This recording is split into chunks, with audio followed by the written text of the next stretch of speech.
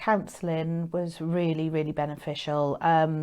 From Mark's diagnosis, the Bracken Trust, I was told to get in touch with for their support, and they were phenomenal. And they offered both Mark and myself counselling.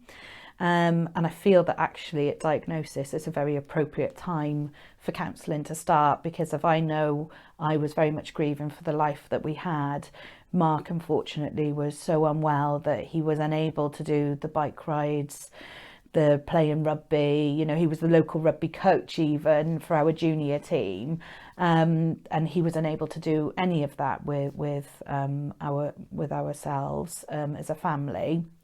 And that was really, really hard. And I think that, you know, I was definitely grieving for the life that we had. So I know I found the counselling very, very beneficial, and I was having it weekly for a whole year after Mark passed. And it's only now that I've been transferred to St Michael's Hospice for a bit further counselling, purely because they felt that maybe trauma therapy was a good avenue for me to go down, because unfortunately Mark passed only 7.5 weeks from diagnosis to death. So it's like a sudden death. But that 7.5 weeks also feels like it was a lifetime in the reality.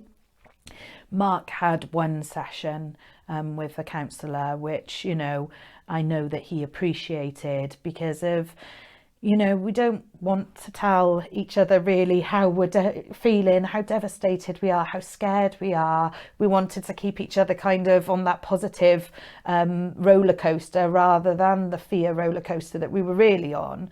And, you know, as I said, I would really advocate to people to try it. And if it doesn't work, then that's absolutely fine. But you never know, it may just help so much. And as much as people say, you know, your grief will never be a burden to somebody else, you can't but help feel, you know, that it is. So having that, you know, just third person that you could just say it how it is, let it all out, was just priceless.